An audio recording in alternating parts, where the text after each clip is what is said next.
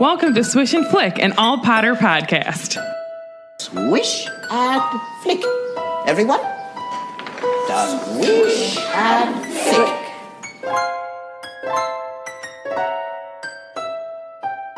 Hello and welcome to episode 74 of Swish and Flick. I'm Megan. And I'm Katie. And this episode is sponsored by Hunter Green. So thank you, Hunter Green.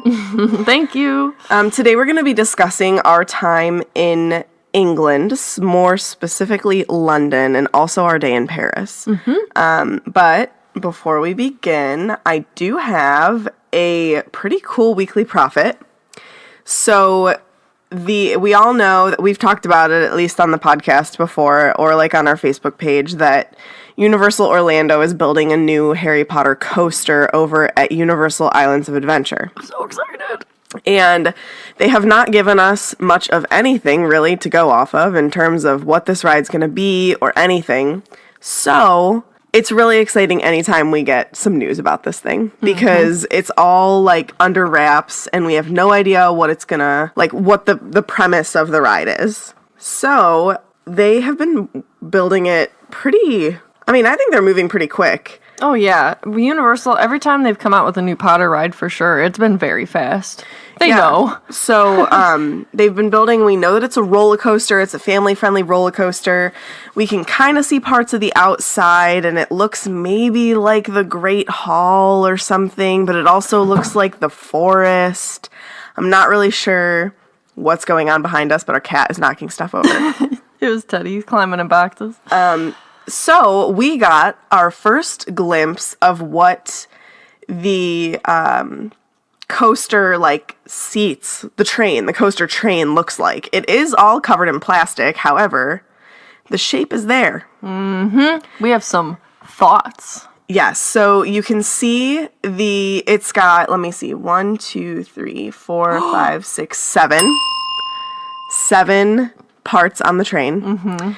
And it really looks like Hagrid's motorbike. With the little sidecar. It looks like it's probably 2 people side by side, one on the motorcycle, one in the sidecar. I'm just kind of saying that I maybe sort of called this. You did. So I think that I think it's the motorcycle. Yeah. And I bet you that we're going to be Hagrid is going to lead us through the Forbidden Forest or something.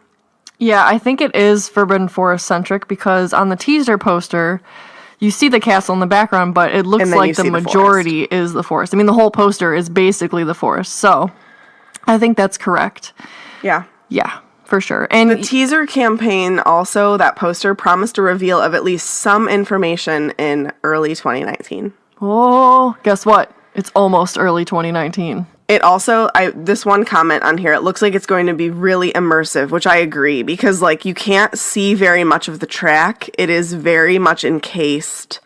You are going to be immersed in some sort of world. Those are the best kind. Yep. I'm stoked. Yep. I can't wait. It's going to be awesome. So I really think I think it's Hagrid's motorbike is what it looks like. And I will, as always, we'll post this link on our Facebook page so that you guys can take a look and see what you think it looks like. It'll also be on our website. It will under be. the weekly profit.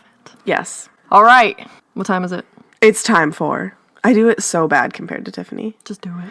The recap. How do you do it bad? She does it better. No one's Tiffany, but that was perfectly acceptable. Thank you. All right, so last time, Meg and I discussed our time in Scotland. So we discussed mainly Edinburgh, because that's where we stayed. We discussed the Hogwarts Express Jacobite train ride we did up to Mallaig. And we discussed... Anna Castle? And our Swisher meetup. So today, we're discussing, as Meg said, our time mostly in London, but we did take a little bit of a break and went to Paris, but not really Paris, Disneyland Paris for not even a day, a couple hours, but we'll get to that. I mean, it was all day, but there's just a lot of travel involved there. Exactly. All right, so we flew directly from Edinburgh into London. I did look into booking a train because of the experience. I thought that would be cool. Right. But it actually was a lot more money to take a train and obviously a lot more time. and I wanted to utilize our time to the best of our ability, so we went with a flight. I think that's one of our main themes, like, as we're talking, is like... And even if something costs more, sometimes I think our time is more valuable. Exactly. You really need to think about that, you know? Like, you're only over there for a certain amount of time. I wish I could be over there for all the time, but you can't be, you know? You only have so much. So... Yeah, I mean, and it's not like it... I remember Meg talking about it. It wasn't... Even if the flight had been a little more, I probably still would have gone with the flight. Right. It wasn't drastically different anyway. And we had already gotten our train experience with the Jacobites, so we didn't really feel like we were missing anything. And we were going to be taking a different type of train to Paris later on, so it really was okay that we just flew. Yeah. Especially because of time. Yeah, so we flew into Gatwick from Edinburgh Airport. There's quite a few different airports you can fly into. Gatwick was just the least expensive to fly from Edinburgh into. Edinburgh Airport is really cool because outside they have like this giant sign. It says Edinburgh, like giant standing letters, and then like the inn is like different, so you're like in Edinburgh. It's pretty cool. It's cute. So we flew into Gatwick, and I know that one of the major questions I had when booking this, and a lot of other people probably have, is how do you get into the city from the airport? There are basically two main options that you can choose. There's the Gatwick Express or the Thames Link. Both are trains. The Gatwick Express is faster. It's 30 minutes. However, it takes you to Victoria Station. It's like a one-stop direct from Gatwick to Victoria Station in central London. So it's a great option. However, Victoria Station was not close to our hotel, and we could have taken the Gatwick Express to Victoria and then gotten a cab or Uber or something. But we had our luggage with us. Yeah, and it was kind of a pain. So we went for the Thames Link. So it's not direct. There's a couple stops. It took about 45 minutes, but it took us directly to King's Cross Station, which, I mean, come on, is pretty cool, right? But we stayed right across the street from King's Cross Station. Quite so it just literally. Yeah, it just worked out really well for us. It was cheaper than the Gatwick Express by a couple dollars or a couple pounds, but it did take a little bit longer. However, we did go a couple stops further into the city, which is why, really. Yeah. So it just really depends on where you're staying. It also, though, like, it was kind of hard with all of our luggage on that train, though. Do you remember that? Oh, yeah. So our luggage was the kind where it has, like, 4 wheels, so there's not really a stopper or anything when it's standing up. So we sat right by a door because that's where you can, like, put your luggage. They have, like, little crates, kind of. Like a little hole. Yeah, you know? but our luggage, like, doesn't have a stop. So, like, it was just rolling, and we had to, like, keep trying to catch it to make sure it wasn't rolling away, and we did each have a big luggage and a little luggage, so it was just a lot, but we got there, and it was fine. So if that kind of gives you anxiety, like, I don't know, maybe you want just the direct one. I don't know how the Gatwick Express, like, does your luggage, because we didn't take it. Yeah. But, you know, I don't know, maybe if you want to pay for a taxi or something, and then you don't have to worry about it rolling around, but I would imagine that's pretty expensive. Yeah.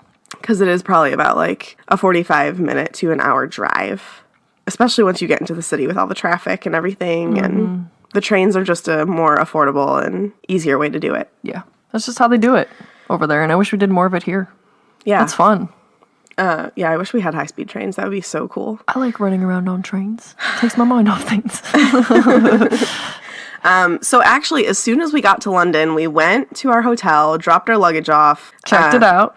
Yeah, just checked the room out. Have we said where we stayed? No. Oh, I think maybe in the last I don't one. know, but we decided to go with an actual hotel in London just because it was easier. All of the Airbnbs tended to be a little bit outside the city, and again, our time was more valuable than saving some money on an Airbnb and having to figure out the buses and trains to get into the city from an Airbnb. So we opted for a hotel closer to a train station and in the city. So we decided to go with the Premier Inn. It is a budget hotel, but it was great. It was clean. It was fine. It was literally like, I mean, the room wasn't big or anything, but I mean, it had a bed. It had enough place for us to keep our luggage and like rustle around in there. And it had did have a TV. I mean, it was little, but it had a TV if you wanted it. The end. Like, it was fine. What were we doing there? Sleeping. Yeah. And it was clean, and that's all I cared about. It was clean. And it was close to like the place where we needed to like pick up a train or the underground. Again, it was easy. literally across the street from St. Pancras and King's Cross Station. So, like, we had access to St. Pancras, which was nice because that's where we took our train to Paris, because that's more of, like, that they do, like, St. Pancras had, like, the trains that, it wasn't necessarily they had the underground, but it wasn't. Wasn't it, like, Eurostar or something? Yeah, I think so, yeah. And then King's Cross is an underground station, so like it was really nice that they were right next to each other. There was also a bus stop across the street down a little bit if we were taking the buses around. Yeah, I highly recommend that because it was right where we needed everything to be. It was great. It was actually the St. Pancras Premier Inn. Yeah, because there's another one down the street. Yeah, so I mean, like either of them would work. There's a King's Cross one, or it's like King's Cross Euston, or St. Pancras. We chose St. Pancras because we were doing the Paris train so early in the morning and late at night the one day, so we wanted to be really close to that because I didn't want to be walking around the city at like 5 a.m. or something like that. Right. So yeah, we checked out our hotel. It was great, and then immediately went to the Swisher meetup in London. Yeah, which was a really cool way to kick it off. It was. Like, I'm glad we did it that way. We did it literally right next door to our hotel. Yeah, well, a little pub called the Euston Flyer. Yeah, we had originally planned it somewhere else, close still, but one of our swishers thankfully like messaged us and was like, "Hey, there's like no tables. room, no tables. It's really busy." And then they figured out that there was this other place that was much more open. So And thank actually you. next door to our hotel. Right. So was that really worked cool. out great. So yeah, they were super nice there. That the was food Scarlett. was So good. thank you, Scarlett. Thank you, Scarlett. The food was great. There was enough room for all of us. Like, we showed up and then like it was crazy. There had to have been like 15 people there, and it was amazing. Guys, I can't believe that many people wanted to meet us. In Right? London. And a lot of people, as in Edinburgh with Shona, made it like a little weekend. bit of a weekend. So, yeah, a lot of them had put together a happy anniversary card for us, which was really It was sweet. really sweet. Some people brought like little presents, which like you don't need to do that, but it means so much to us. We love it. Whoa, I just hit the microphone, sorry. But it was really cool. It was really nice to like talk to everybody. And the table was like kind of long, which worried me for a little bit because it was kind of hard to speak to everyone.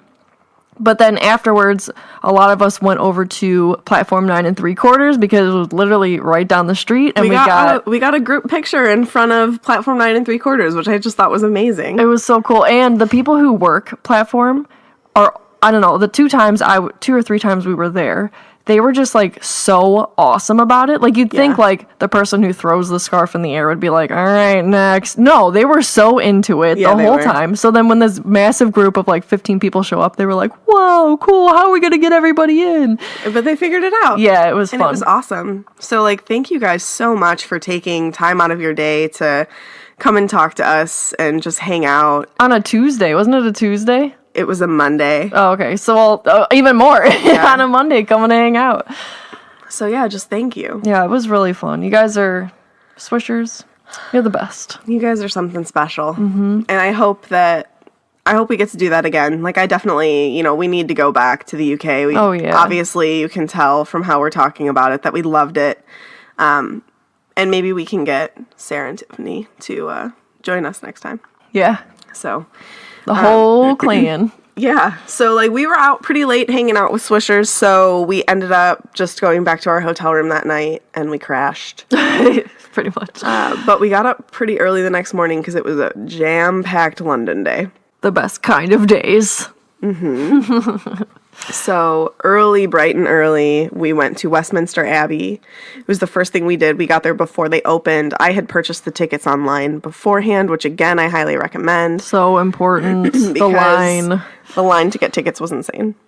Meg was like, so we're standing there and like I guess you could call it was almost like a VIP because there was like maybe one couple in front of us, then us, and then not many people did it. There was maybe like 20 people total by the time they opened that were in line behind us. But then Meg was like, look at that line over there. It like spanned the block. Like was down crazy. the whole, it was crazy. to buy tickets.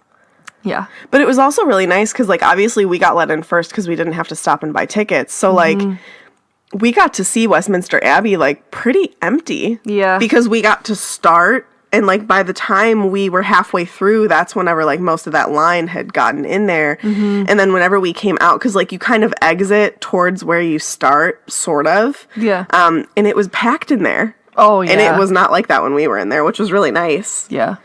It was cool. It was beautiful. I just kept thinking about how Will and Kate got married there. I will say, so I don't have, this is the first time I've ever traveled internationally, aside from Niagara Falls, but I'm not going to let that count for my Canadian experience. Sorry, Canadians, we don't count that as traveling internationally. Well, because I want to, like, go somewhere that's not so touristy in Canada and count that, you know? I know.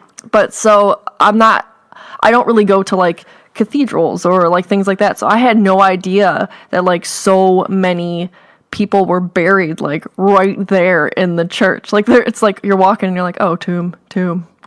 Yeah. Which was like, for a second I was like, whoa, but then I got over it. And it's But then, kind of like, cool you after think that. about all the history that happened Yeah. there. Like, you know, Queen Elizabeth was coronated. Every monarch was coronated there. Yeah, that's nuts. You got to see the coronation chair, and it was really cool because when we had been in Edinburgh, we got to see, like, the stone that they used for the coronation as well. So it was like, We got both parts. yeah, you got to see, like, all of it, which Yeah. was really neat. It was really cool. I recommend. The history Definitely. is, like, so rich over there. Any chance you can get to just, like, glimpse any of that, I Yeah. recommend. Not Harry Potter related, but definitely cool. Oh, yeah. And then after that, we booked it over to the Tower of London. And I wish we could have spent more time at the Tower of London, but we had a tour scheduled for 2 o'clock. So we had to do Westminster Abbey and Tower of London before 2 o'clock. So we get to Tower of London and we walk in and then we make sure that we stop and see the ravens. We saw them. They were just kind of like roaming in the grassy area in the middle. And then we got in line to see the crown jewels. That was pretty much like, because we knew we didn't have a lot of time there, so we're like, all right, That was the We have to do major that. thing. which, holy crud, it's like a Disney something, because you walk in and there's a line Just more line. and then you turn a corner and you're like, this More is it. line. Nope, a curve for more line. Oh, this is it. Nope, they just curve you 12 times in this room. All right. And then finally you get to see it, which was, again, Yeah, that line was a lot longer than it looked. yeah, the history and But like, it was awesome. just knowing what these things stood for, and like, it's so incredible. Yeah. It was really neat. I'm glad we did it. Same. And the line was cool because they had like big quotes on the wall and like stuff you could look at while you were waiting. And it really didn't take that long. Like, it's a constant flowing thing.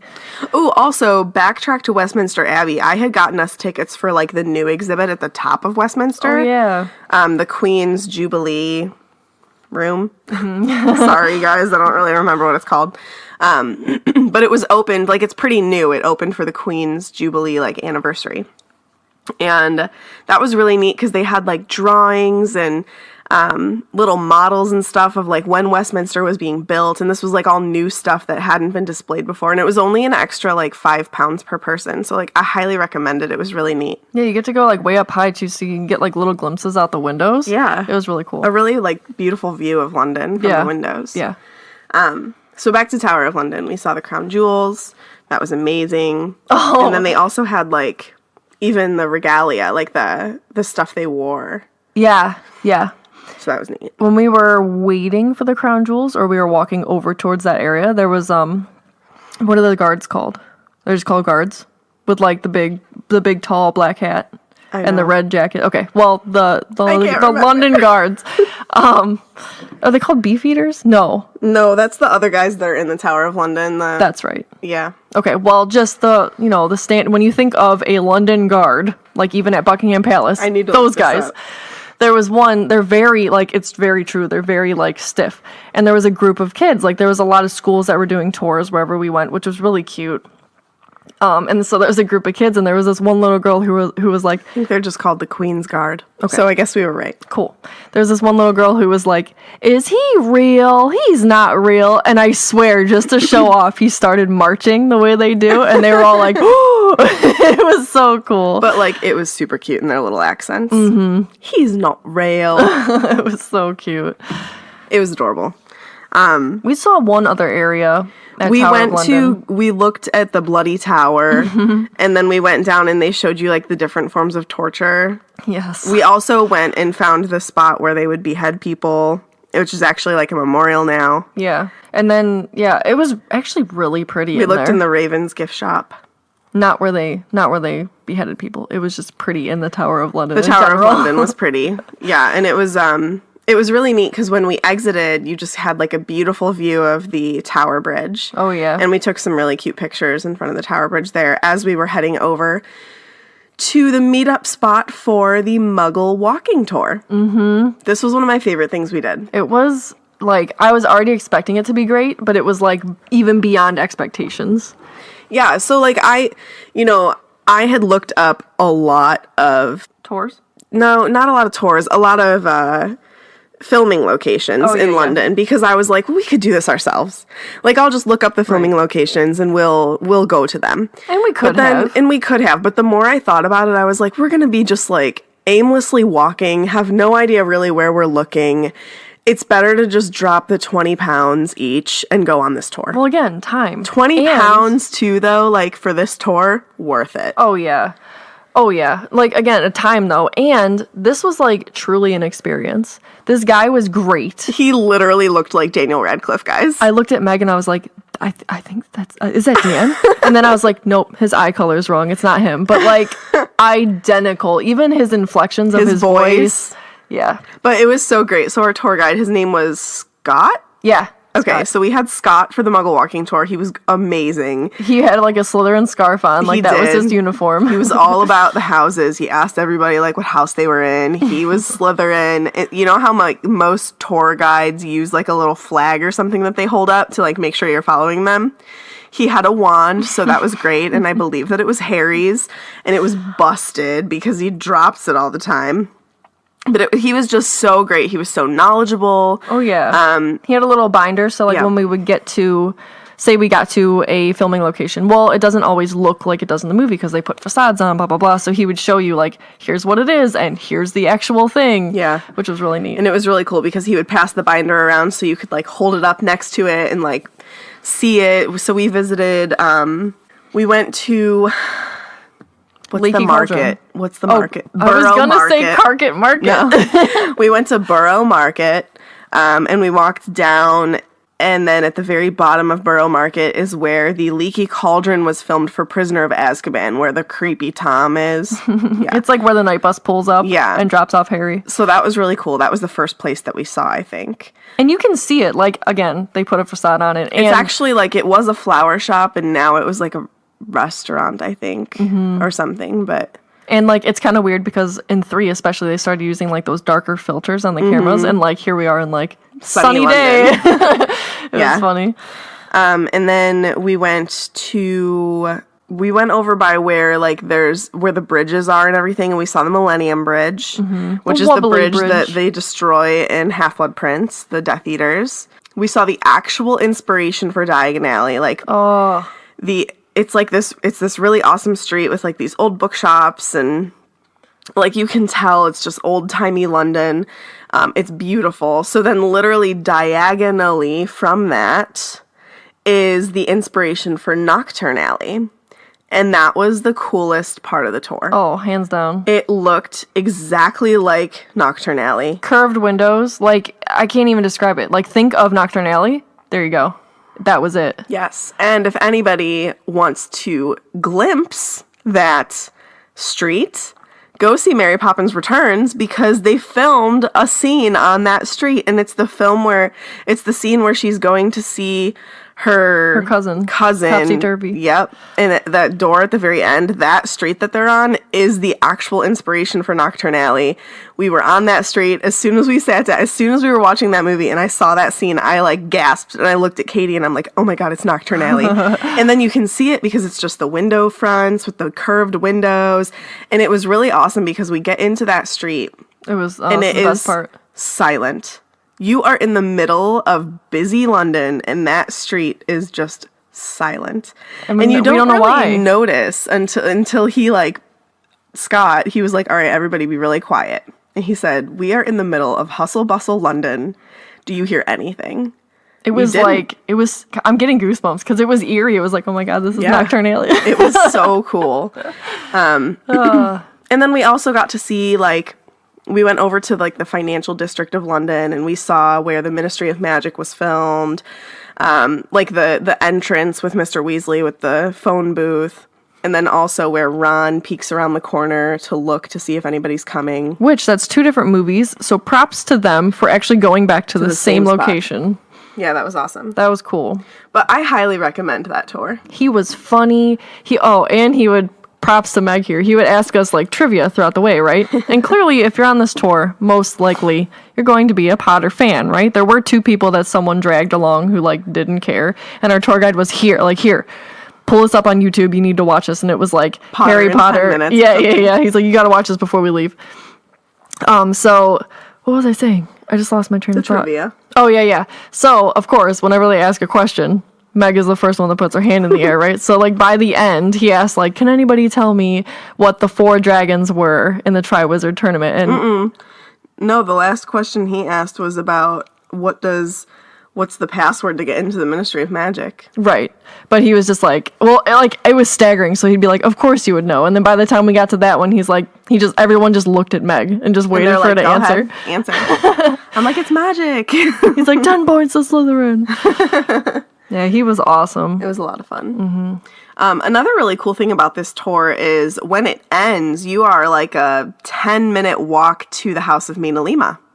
Also right behind the Palace Theater, which houses Harry Potter and the Cursed Child. Which we would be going to later in our trip. But it was really cool to get like a glimpse before we were like getting ready for the show and like didn't want to be late. Like we just had an open night.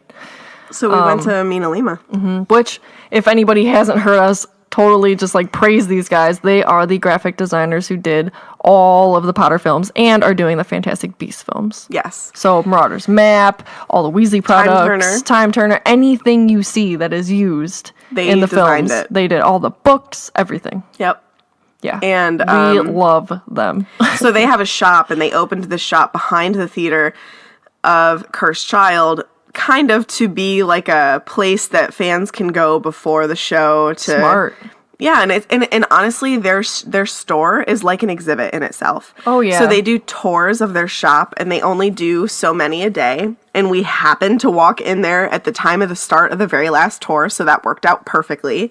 We got to go, it's like 3 or 4 stories, and they take you up one story at a time and explain everything that's in there. They let you look at all of the paintings and drawings and prints, and then you can purchase prints at the end. And we told ourselves, like, when we went to probably the first Harry Potter celebration, because those prints are expensive, especially the ones we want that are, like, foil printed, like, very, very nice.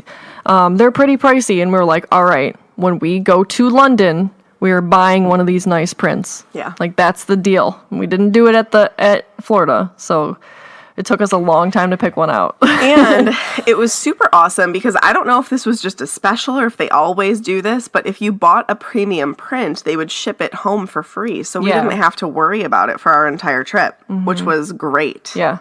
So yeah, we purchased a print of Slytherin's locket, actually. And it's like it was like a concept drawing, like from different angles of Slytherin's locket. We'll have to get another print sometime so that Katie can have one that maybe pertains to her house as well. But we talked about it. That's what we did. Agreed Yeah, on. we thought about getting the Time Turner. We wanted to get something that was Marauders related, but they were sold out of all the ones that we liked. And then we thought about the Black Family Tapestry, but I think that one was a little bit too pricey. And we thought about the Daily Prophet header too. Yeah. I mean, there's a lot of options, and they're all super cool. I mean, I want all of them. Yeah. If I'm being honest. Yeah. But yeah, we settled on Slytherin's locket. Oh, and if we bought a print that day, you got like a free postcard pack. So yeah, that was really cool. We got the postcard pack that has the Marauders map in it. Yeah. And then I also bought a poster of the alphabet that hangs in baby Harry's room. Maybe for a future baby Petrus. So. Yep. So it was we really spent cool. a lot of money and we saw a lot of really great art, and it was great. And that building is like really, really, really old, and that's why Eduardo and Mirafora picked it, because it's like, I mean, when you get up to the top floor, it's like you're at the literally Burrow. crooked. Yeah, it's crooked. I swear this place is held up by magic. You're not sure how long it's gonna last, but it was really neat, and like you could once they were done talking on each floor, you were allowed to take as many pictures as you wanted. You're allowed to film whenever you wanted. And, like, the rooms themselves are designed and, like, just beautiful. So go take a look, try to get a tour there. And, of course, like, okay, they like to hang out there at their shop, but They of course... come every Saturday, just so that everybody knows, unless they're out of town like they were when we were there. Yep, they were in Japan just the days we were in London. Like, when we left, they came back, so... But they are there I think they're still there every Saturday, and they sign stuff. And they're just really neat. We've talked to them. Yeah. We've talked to them at the celebration, and they're just really down-to-earth cool. And they love talking about Potter, so... Whew! I could talk about them all day. It's been a half hour and we've talked about one day. All right. No, 2 days. Sort of. So the next day was Paris. Mm-hmm. This was a toss-up. For a long time, we didn't know what we wanted to do. We kind of had given ourselves options between going to Disneyland Paris or going to Gloucester Cathedral, which is another filming location for Harry Potter. But I was like, this entire trip is Harry Potter. Let's give us one Disney day. So we went to Paris, not to see the city, not to see the Eiffel Tower. I did not lay my eyes on the Eiffel Tower that entire day. We went to Disneyland Paris, and it was worth it. It was and amazing. So cool. Yeah. So cool. We took the earliest train you could get there. God, what time did we leave? 5 a.m. Yeah. And then, so we took the train, which you go through the tunnel, but I don't remember it because I fall asleep. Yeah, because I don't know it's what so it is. early in the morning, you just fall asleep. There's something about a train that puts me right to sleep. So we took that, and it was really smooth and easy, and then you get off, and literally the station is across the street from the entrance to Disneyland. Well, you get off, then you have to buy tickets to go on another train. That's right. That train takes you to the entrance to Disneyland Paris. Right. Oh, side note, if you're going to stop at that little train station anywhere in France, you have to pay to use the bathroom. And I knew this, but I just was hoping that we wouldn't. Just make sure you have some euro. Make sure you have some euro and make sure that you use the bathroom on the train before you get off. Right, because I didn't know that, and I had to use the bathroom, and we had no euro, and we had to do a conversion, which cost us way too much because it's literally a fee. It cost us like £10 to use the bathroom. So yeah, when it should have cost like 50 cents. Yeah. But whatever. So just make sure you're live and learn. Yep. So we get to Disneyland. Oh my god, that castle is beautiful. Mm-hmm. I don't want to spend a whole ton of time talking about Disneyland Paris because I know that you guys like Harry Potter more than Disney, but you guys know how much we love Disney. It was amazing to be able to check that off the bucket list, say that we've now been to 3 Disney parks. We're halfway through going to all of them. It was just really cool to ride rides and have like half of them be in French, half of them be in English. And we got to ride the Ratatouille ride, which was really amazing because we're huge fans of Ratatouille. Mm-hmm. And we do not have that ride over in Orlando yet. It's coming. But I wanted to ride it like in the original place that it was built. So that was really neat. We got to go on Space Mountain, and their Space Mountain goes upside down. Mm-hmm. We love comparing the parks, and like they all have like a pirate's ride, but they're all different. Mm-hmm. So that's my favorite part about going to different Disney parks. And like seeing all the different merch, of course, and it took me way too long to pick out a crew neck sweatshirt. But now it's one of my favorite things. And it's like tradition for us to eat at Earl of Sandwich whenever we go to Disney, and they had an Earl of Sandwich at Disneyland Paris, which I know quite a few people might judge us for eating Earl of Sandwich while we're in Paris, but it was just like, it was tradition. There, okay? It was tradition, and like, it was cool to be able to say, well, we've had Earl of Sandwich now in Orlando, Anaheim, and Paris. And we love, like one day I want to have a castle picture from each Disney park, and we always do like a kissing picture in front of the castle. Yeah. So now we have 3. 3 out of 6. Yeah, I'm super stoked that we're halfway there. Yeah. Yeah. All right. So we came back really late that day. And also it was like our train was like at 9 o'clock, and there's an hour difference. So it was actually like 11 o'clock or something, or midnight maybe, whenever we got back. Yeah, we got back like really that. late. We went to bed as soon as we got back. Yeah. But the next day was your birthday. Mm-hmm. So we're big zoo people. as I think we talked about in the last one, because what's the first thing we did in Edinburgh? Went to the zoo. So we had planned on going to the London Zoo anyway, because that is where they filmed The reptile house. the reptile house, where Dudley gets stuck in the python's cage. So of course we had to go see that. I'm pretty sure that's the first thing we did when we got there. It's like right by the entrance. It's pretty, And so, to any of our swishers had who talked about remember, this. any of our swishers who remember, Meg's biggest fear is snakes. On top of that, her biggest absolute fear is the black mamba. I'm gonna give a bell to the black mamba because it's so deadly and poisonous, and she just hates it. And that is what lives where that python lived in the film, right? And I was terrified when I found that out. Right. To the point where I almost didn't want to do it. So we walk into the reptile house. We're going. To be honest, I'm going to be honest. I forgot that a black mamba was supposed to be in there until we were in there and you mentioned it because I was so excited. Right. So I kind of had forgotten. But we walk in there. Oh, excuse me. And what's the sign on the cage say? On vacation or something. Yeah. And there was no animal in there, like it was being renovated, so she was stoked because there was no black mamba. Yeah, I was pretty happy. But it was so They did have a cool. little sign. Yeah, and it had Dan on the floor as Harry, like when he fell over And with the snake talking to him. Yeah. And it said, like, you know, Harry Potter and the Philosopher's Stone was filmed here. And I think it had a date. But it was really cool. It's way, like, smaller in there than I thought. Like, it looks way bigger in the film. Not that it's, like, a small building, but, like, I don't know. It was smaller in there. But it was cool. I haven't even seen these pictures. We both took pictures of us, like, on the floor as Dan. As Dan. We're so dumb. But we walked around there. Funny note, they have, watch out for this if you go there. They have little projections on the floor of, like, Snakes. Well, yeah, turtles or something, but there's a snake one, and I didn't know that, and I was coming down the steps. I don't know what we looked at, maybe a crocodile or something, and there's a projection of the snake on the floor. It scared the living daylights out of me. She literally jumped. I was shaking. It was hilarious. Like, it scared me that bad because I thought there was a snake on the loose. I laughed. Yeah, it was pretty funny. But the London Zoo was great. Oh, it was awesome. I mean, I love going to zoos. So it was really cool. We went to the reptile house. They had gorillas. They had penguins. We saw the penguin show there, and they made a dad and a little kid dress up as penguins. It was funny. hilarious. They had the painted dogs. Oh, those were really cool, yeah. We watched those I'd never for a while. seen those before. Mm-hmm. That was really neat.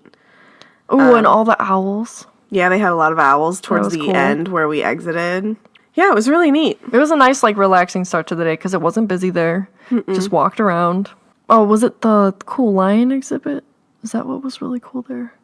I don't know. They did have a cool lion exhibit because it was like you were walking through this. Yeah. I don't know, like an outpost almost or something. It was cool. Yeah, that was neat. So we took our time there. Yeah. No rush or anything. It was probably like we were there till lunchtime and we went when they opened. Mm-hmm. And then after that, we decided we wanted to do some shopping. So we went to Oxford Street because, of course, what's there?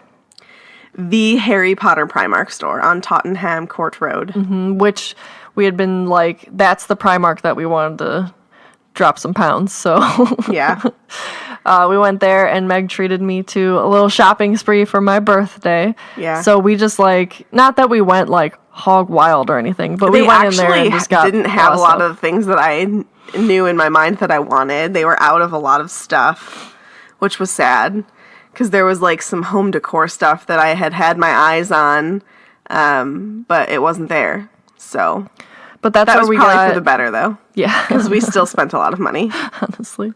That's where we didn't even look at any other part of Primark because we knew that we were going to spend a lot of money at the Harry Potter look at part. the Disney stuff there because I knew. So that's where we got our matching Christmas pajamas. Yeah. Where, like, one is Harry, Ron one and is Harry. Ron. I got really cool, like, lots of cool shirts and, like, I got socks some and nightgowns and socks. I got some purses. I got like a chocolate frog purse and a little HP case purse, like his trunk. just really neat stuff. And, like, oh my god, I got a it's Slytherin crazy scarf in that there. I love. Oh, like the blanket scarf, right? Yeah. And they have, like, a ton of, like, cute baby stuff and We did buy some baby clothes. maybe. No shame. Maybe. No shame at all. And I think I said this in the last one or in some time that we were talking about this, but if you go to Primark and there's something that you think you love and you're like, oh, well, we'll be back here tomorrow, I'll get it then. No. Buy it. Get it then because there was some stuff there that I was like, oh, I'll wait. Because we knew we were going to come back here at least one more time to maybe do like a one more, like maybe over the course of 2 days, you're like, no, I really wanted that shirt. We should go back and get it. And a lot of stuff was just gone. It was 2 days gone. Yeah, and nothing had been restocked. Nope. It was just gone. Yep. I did get Alana a little Gryffindor Quidditch sweater. Oh, it's so cute. It's so legit. Like it's like a knit sweater. Yeah. So that was very nice. Thank you, Meg, for letting me go crazy in there. Yeah. And then after that, Happy birthday, Katie. thank you. After that, we went and got. Did we get dinner? Yes. Yeah. We went. Our and roommate, our roommate texted us and said, "Hey, I want to PayPal you guys some money for birthday dinner for Katie. Find a nice place, and I'll pay for it." And then he said, and enough for her to pick out whatever she wants at the At Cursed Cursed Child Child. gift shop. Because Cursed Child Part 1 was that night. So we went to, it was like a little Italian place. Yeah, which I know is kind of random. But, like, the cool thing about London is London is filled with just so many different types of cuisine. Like, obviously there's pubs, but there's Italian, there's Mexican, there's Indian, like, anything you can think of that you might want, there's a there. place there.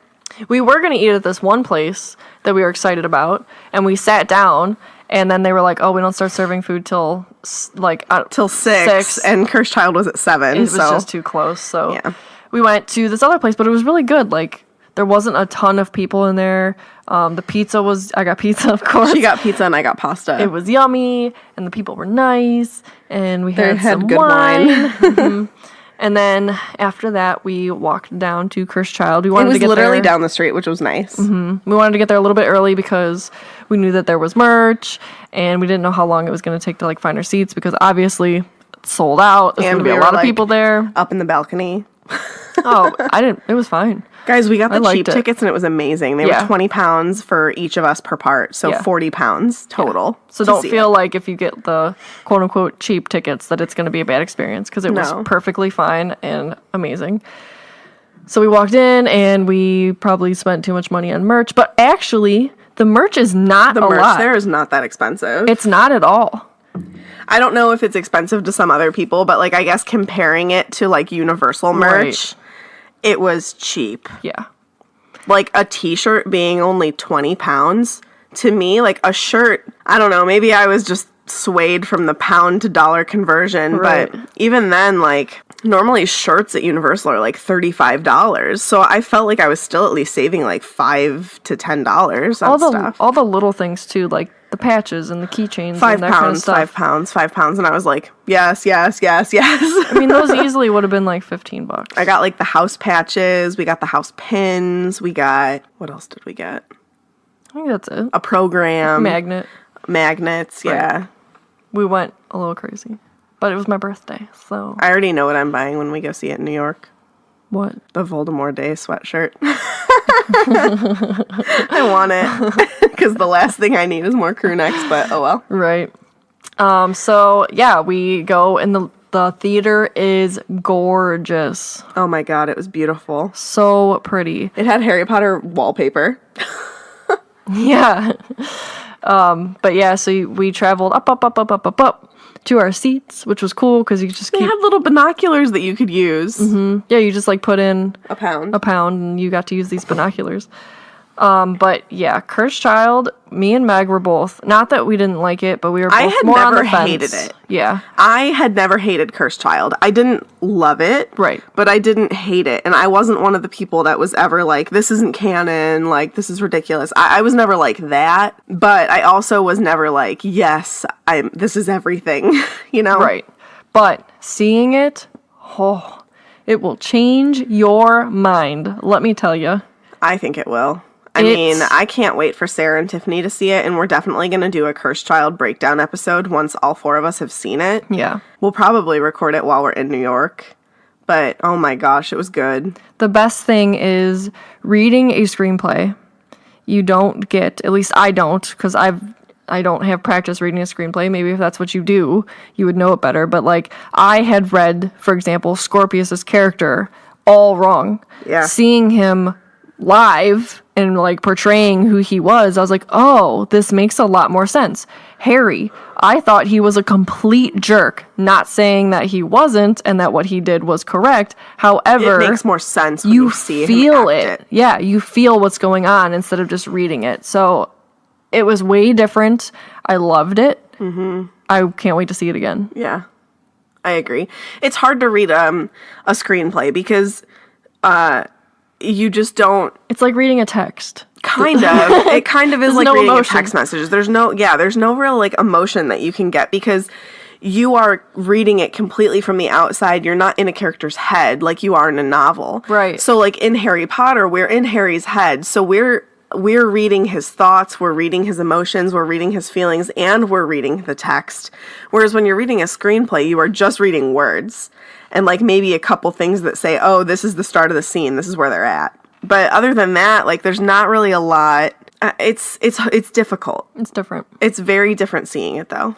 Yeah. And I highly recommend everybody to give it a chance and go see it if you can. Definitely. Is that the night afterwards that we went to go get that other pizza? No. That was the next night? Yeah. I love pizza. After this, after Cursed Child Part 1, we got Shake Shack, which is right across the street.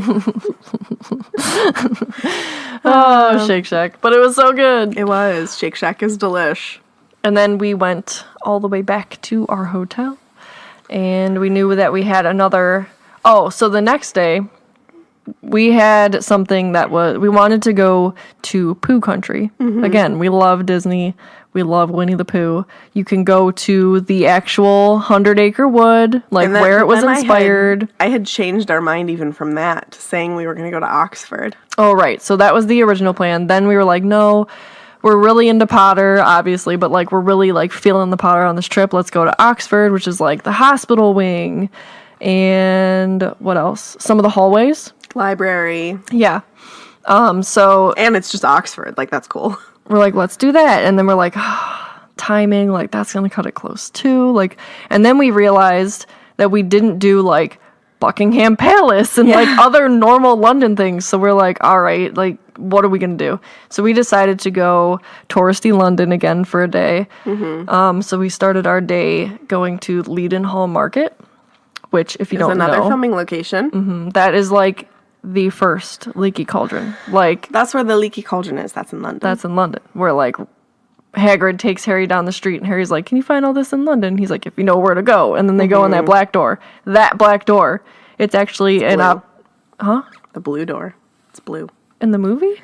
I'm pretty sure it's blue. I thought it was black. It was blue in real life, for sure. Blue in real life. I think maybe it was filters or something that made it look darker. I don't know. But it's actually an optometry. Mm-hmm. Yeah, like a glasses store. Yeah. So. But there's a little coffee shop right outside, so we got some coffee and then just sat there. I got flat white. And we stared at this door. We drank coffee and stared at the Leaky Cauldron. It was cool. We got to take a picture in front of it. It wasn't crazy busy down there. It was just cool to, like, be in Leadenhall Market as well. It's really neat. Mm-hmm. There were other Potter fans there, too, taking pictures of the door. Like, it was cool. I recommend.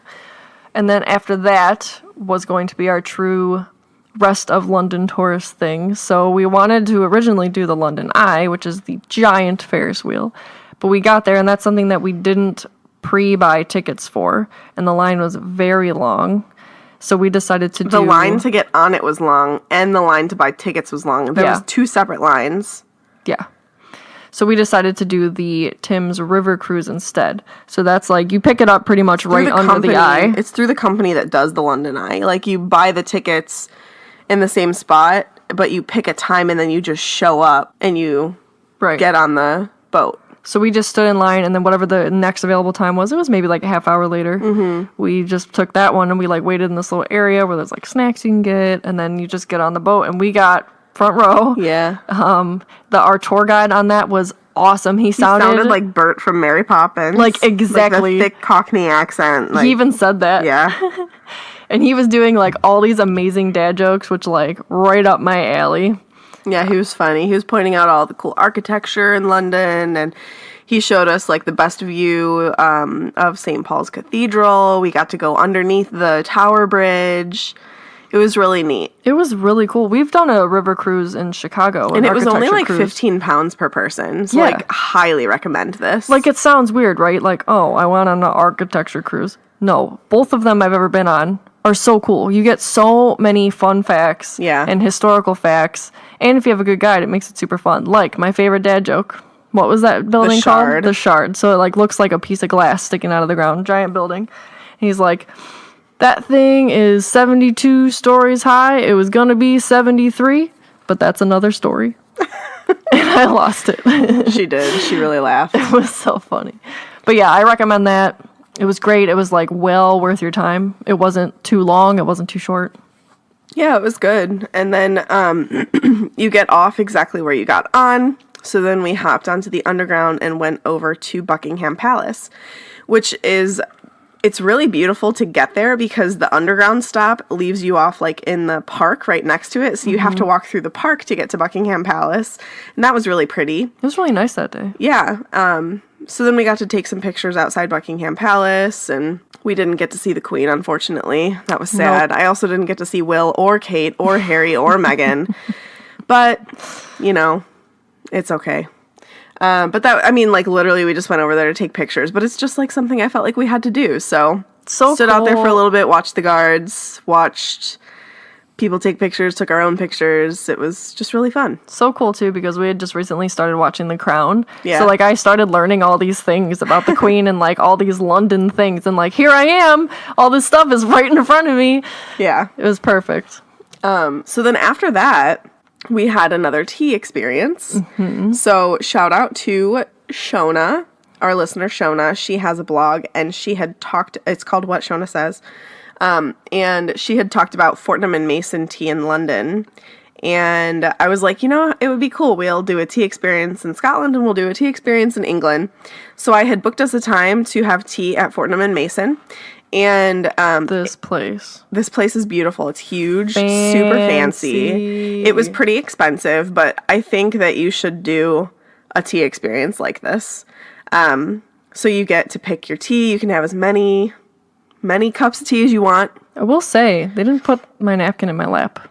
like the Balmoral did. Like the Balmoral, yeah. Awkward. But our waiter was really nice, and they just treat you really well. They pour your tea for you, like they get you anything that you want. They had a lot of they had a lot of different pastry packages you could choose from, which I thought was cool because it wasn't just like one standard one and you have to deal with what you get. You could like much more customize it. Yes. Which, for me who has some mild food allergies, and Meg who is just a picky eater. Pickier about the food, like especially like I'll say fancy food, you know what I mean? I don't eat fish, and like a lot of those sandwiches come with like the smoked salmon and that kind of stuff, which I'm not going to eat and I don't want to waste it. Right. So it was cool that you could like customize what you wanted. We got like one of the vegetarian ones, and then one that had one that came with like ham sandwiches, and then we swapped out the salmon for more ham sandwiches, which was nice that they let us do that. Yeah, it was really cool. And but the tea was delicious. Right, and they had a different selection of teas than they did over in Scotland, so it was really cool to get both experiences. And guys, clotted cream is life. And I wish that we could find, or I could make clotted cream here, but like it's really hard to find the cream that you need for it because all of our stuff is ultra pasteurized, and you can't use ultra pasteurized cream to make clotted cream. And I'm sad about it because that stuff is the bomb. We did find a place that's like an export store. Is that the right word? Yeah, but it just didn't taste the same. It did not taste the same. Like, it has to be fresh or, like, forget it. So we're sad, and it was we need to go back, jar. like, now. Yeah. It just wasn't as good. But clotted cream is literally probably one of the most delicious things. It melts in your mouth, and it's so good on their scones. And scones here are different. Like, scones over in the UK are so much better. If Cool Whip was butter, that would be clotted cream. Yeah, that's a good description. Oh. It's like heavier, thicker Cool Whip. Take me back. Take me back. Much better than Cool Whip. Mm-hmm. Obviously. It's just trying to compare. Yeah. That's like how it feels in your mouth. That's sort weird, of. but it's like it melts. Yeah. Anyway. But I want some. I want some now. Can somebody make me some and send it to us? Right now. 1675 East Main Street, box 177. We'll be waiting for the owl. Kent, Ohio 44240. Make me clouded cream, please.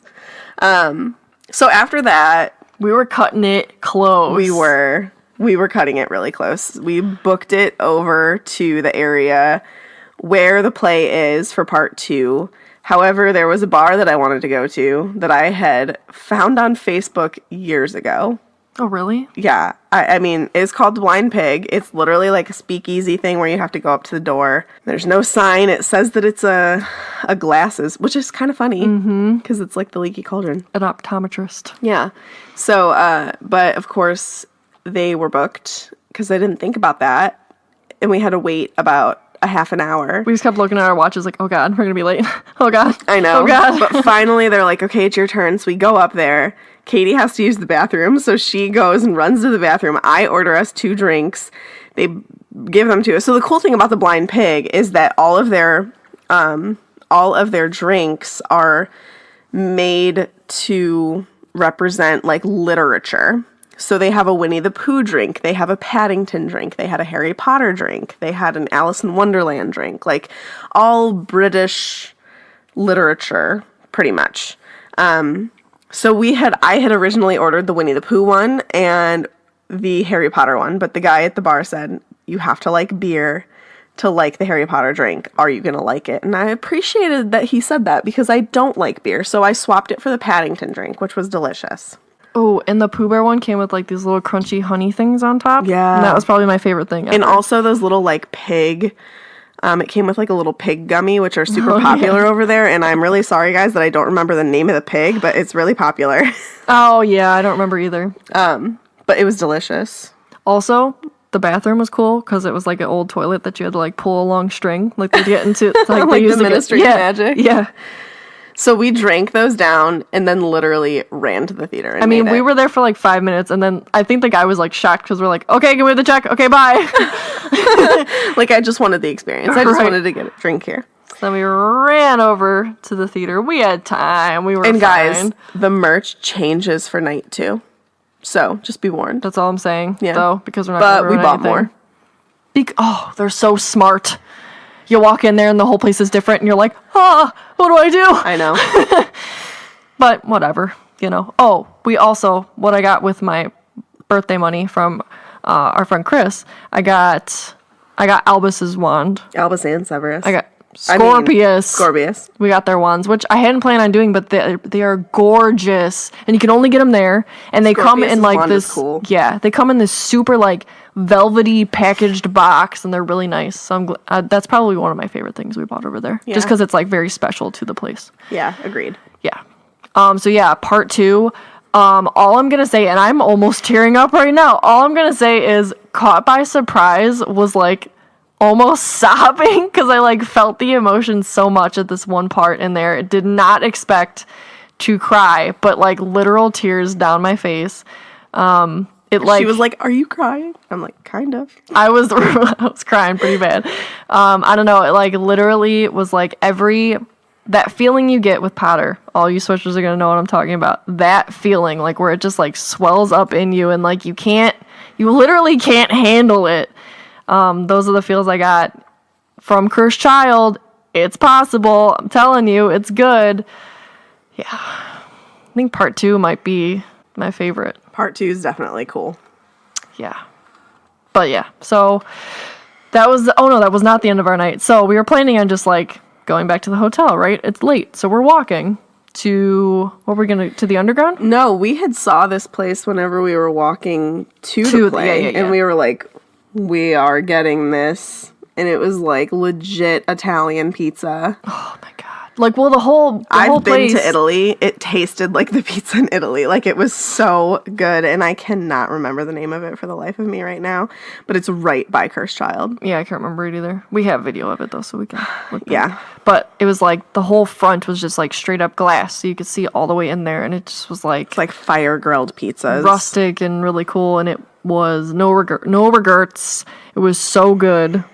Late night slice of pizza. And then, did we get a pastry for the next day? Yeah, for breakfast. yeah. Because was an early start to the day. Oh, yeah.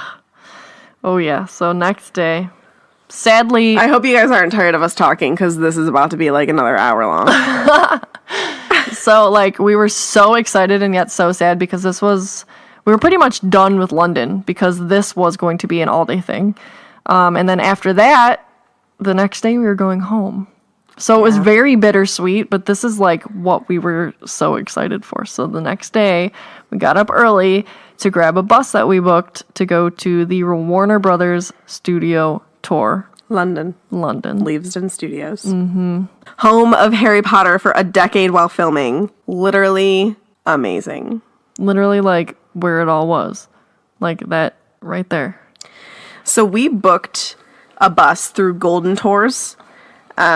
And it's really neat. It's like a double-decker bus that is branded for the studio tour, and they play one of the Harry Potter films on your ride to and from. They did Chamber, which we were like, we want yours. I really wanted to watch Philosopher's Stone. Oh, yeah, excuse me. It's, like, different. I mean, not, but, like, I wanted to hear them say Philosopher's Stone, because they say Sorcerer's Stone in our versions, and I wanted to hear it. Mm-hmm. But that's okay. They played Chamber, so it was... amazing. It was, yeah, so it was like, what, an hour and a half? About it was an hour and a half drive there. Which it was really early, so I think I slept a lot again, because it was, I don't know how it was cozy on that bus, but it was. And then we get there, and, like, we're already geeking out. Like, it's just the building, and, like, out in the front they had a couple of chess pieces from Sorcerer's/Philosopher's Stone. Mm-hmm. So we were, like, already freaking out and, like, ran over there to take pictures in front of it, even though it was, like, cold that day. And then we finally get inside. And, of course, as we have seen from many Swishers who had gone there, we immediately took a picture in front of the big quote that said... Swish and Flick. Swish and Flick. Before we did that, though, they had some... Oh, yeah. Fantastic Beasts stuff out in the front part before you're even, like, in the studio tour. So that was really cool, because they had Tina, Queenie, Jacob, Newt, all of their outfits. And then they also had some... They had the exposure threat thing from Makuza. Yeah. Like, where it says, like, magical exposure threat. Mm-hmm. I can't think of the actual word. Yeah. But you know what I'm talking about. Yeah. Yeah, which was like, it was like a mini model of it. It was so cute and small. It was really neat. And then they had a massive poster for Crimes of Grindelwald. Mm-hmm. So yeah, then after that, you go through like the longest hallway ever, but like, you don't care because it's just plastered. First of all, it's all Marauders map themed, so I'm geeking out. It's plastered with quotes, like, and not just like the famous quotes, but like other like silly ones that I didn't super expect to be on the wall, but like I loved. Some Fred and George quotes. Yeah. And yeah, it was neat. It was really cool. Of course, Swish and Flick was the coolest. Of course. So you walk all the way through, and then I was almost mad that we had gotten pastries because they had breakfast, but I got stuff anyway. Yeah, I got scones with clouded cream because they had clouded cream. Literally, clouded cream is life. Have I said that? Clouded cream is life. They had a really neat little cafe, and I think we were there a little too early for our time, weren't we? So we had like an hour. We had some time. So we sat down, we got some breakfast. They also have a Starbucks in there, and we're basic, so, you know. Also, the scones were like warm when they were served. Mm-hmm. So the clotted cream and the butter just like melted on or clotted cream and jam just like melted onto them. Yeah. Can you tell we like clotted cream? I literally just want to eat scones every day for the rest of my life with clotted cream and jam. Black currant jam. We ate scones every day we were there, pretty much. It was so good. So then, once it was our time, we lined up. We got our audio guides. And then, because those were, like, included with the ticket. And then we got in line, and because it was the dark arts feature, because we were there in October, there was a really neat-looking Death Eater like costume on display where you wait in line, so that was neat. And then the very first thing you see in line before you're even inside is Harry's cupboard. It actually made me really sad. Yeah. Because it's tiny. I know. Tiny. And you're like, oh my god. And they had some pictures that were hanging up in the Dursleys' home, like there for you to see too, like family pictures and that you might not have caught while you were watching the film, you know? Because a lot of that is behind the scenes and you just don't get to see it, which is one of the great things about this, because you literally get to stand there and stare at whatever you want for as long as you want. Yep. So then after that, you go Into a theater. Oh, God. I'm like gonna get chills. I didn't know this happened, and I don't know if I want to say it because I don't want to ruin it for anybody. I don't know how to phrase this. It's very cool how you begin the tour. Yes. Because you watch a movie and then somehow, There's some magic. way, magic happens and the Great Hall doors appear. Mm-hmm. And if you have a birthday, which I had just celebrated my birthday, they ask if anyone has a birthday. So I raised my hand along with like maybe 3 or 4 other people. You get to open up the doors for everybody. So I got to open up the Great Hall doors. She touched the Great Hall doors. Which was really neat, really cool. How easy was it to open them? Did they swing right open? They actually did. It was a lot easier than I thought. But like I wonder I if got it's like automatic. Like I wonder. no, we had to push. You did? Okay. But I was like kind of like shaky, excited, like a little bit tears in my eyes, and you push it open, and we got to see it during Halloween. Yeah. So there was like the pumpkins and the Halloween feast. And we noticed a lot of things in the Great Hall that I had never noticed before. Yeah. Like there are giant like The lights, like the sconces that like come over are like the house Yes. creatures. I had no idea, like a badger, a raven, Yeah. a snake, a lion. An eagle. I'm sorry. Oh my God. I totally in my head I was like, you better say it right. Sorry. But I An think eagle. it looks like a raven though. I blame the movies. But yeah, I mean, it was so cool. That's the room that you don't have unlimited time in because obviously they need to do the grand reveal for the next group that comes in. Yeah. But you're not like, okay, get out. It's about 15 minutes. They give you Yeah. about 15 minutes to be able to walk around and take as many pictures as you want, and then they make you get out, but they will allow you to come back in once the reveal happens again so that you can see stuff that, you know, you felt rushed about seeing. But they have some outfits in there and They had myrtles. No. They had they had some ghost outfits. They had the Ravenclaw they had the Grey Lady's outfit from Philosopher's Stone, like the first one, because it's different in the later film. In Sorcerer's Stone, it's like a little bit grander, like bigger. So that was in there. I think Myrtle's outfit was in there. And then they repped all the houses too. Like they had different characters. one of based Draco's on- like Slytherin outfits is there.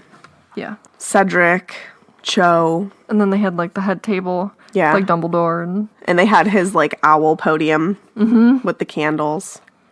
yeah. So then you go to the next room, which is called the big room.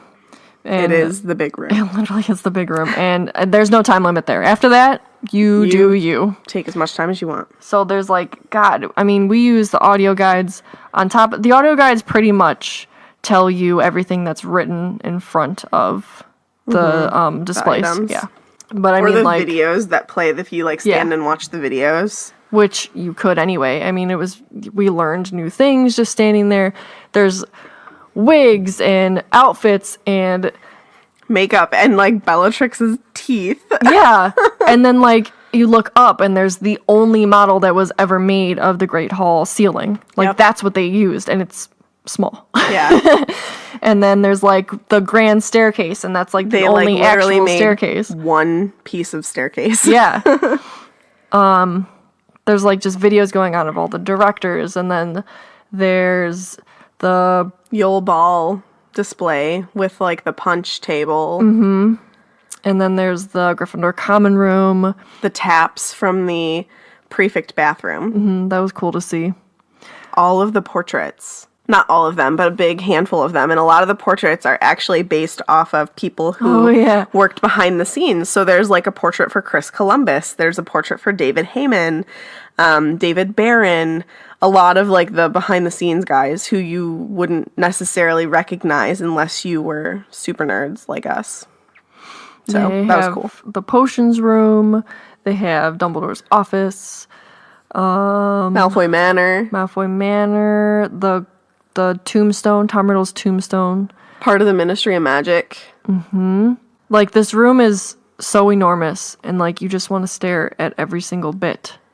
It's hard to like everywhere you turn. There's like a small prop or a giant something. There's something you want to look at. Oh, and the Quidditch part was in there too, Yeah, where you can record yourself flying on a broom. which was actually a lot of fun. Yeah, and we bought it. No shame. Oh, and the wanted poster. Yeah. They put you get to sit on, I'm pretty sure it's a firebolt. I think it's a firebolt. You sit on a firebolt and like they blow wind in your face and you're like in literally like a green screen cubicle. And they like you can see yourself on a screen, so you can see that like you're flying through London or whatever, and they like give you hints like, okay, well lean forward and this time like wave. And Meg was super stubborn and being like a total Slytherin that day, and she's like, I'm not listening to what they say, I'm doing what I want. Well, like it's dumb when they tell you to wave. Like I'm not gonna wave while I'm flying over the Thames River. I waved. Whatever. Just saying. I literally can't put into words the magic that's in here. For This room took us most of the day. 6 hours to get through. Yeah. Because, it's also the Forbidden Forest, which is their newest edition. Mm-hmm. Which was terrifying because Well, the Aragog's Forbidden in there. Forest is kind of a walkway to the next room. So, like, I'd kind of call it its own thing. Yeah. Yeah. But you see Buckbeak. You get a bow to Buckbeak. Yeah. There's there's a centaur. Mm-hmm. And then they also show you, for in Deathly Hallows, the part where they had the Patronus walking through the woods to like show Harry where the Sword of Gryffindor is, they actually used an Irish wolfhound in this massive LED vest, and they have like a figure of the Irish wolfhound with the LED vest on it, so that you can see how it works, and like a little button so that you can turn the lights on and off on it. It's really cool.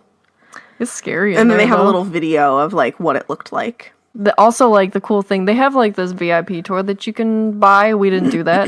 But we happened to, like, sort of stumble upon them as they were talking about it. In the Gryffindor common room. Mm-hmm. So, like, this guy is, like, talking about the common room and, like, how there's a portrait of Minerva McGonagall over the fireplace. And then, like, the tapestry around the wall is actually, like, a famous painting. Mm-hmm. It's actually, like, a famous thing. And then he's like, oh, and, It's, so, like...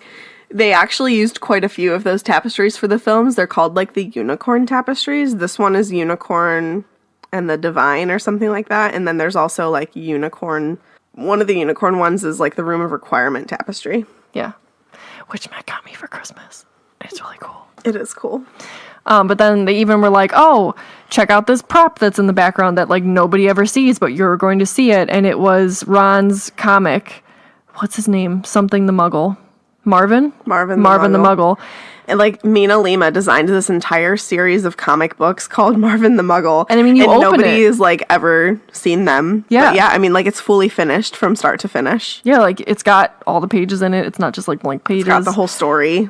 And it's just like sitting on a table in the background by the fireplace. And he went and he brought it over and he like flipped through the pages so that you could look at it. Yeah, it was really neat.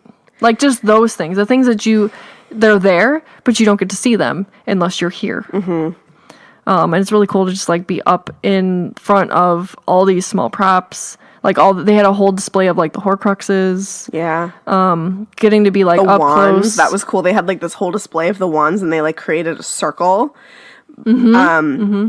And it was just like a ton of wands. Mm-hmm. It was like the new logo, but more. They also had like this thing in the middle of the room that kind of looked like the Room of Requirement, like a big storage unit, basically. Oh, yeah. But they just had like all of this random stuff like piled in there, and it was cool that you could pick apart like what it was. Like they had some of the sleeping bags that they used in Prisoner of Azkaban whenever all the students were in the Great Hall, and then they had Didn't they have like roast turkeys in there from like the Great Hall? And, yeah, it was really neat.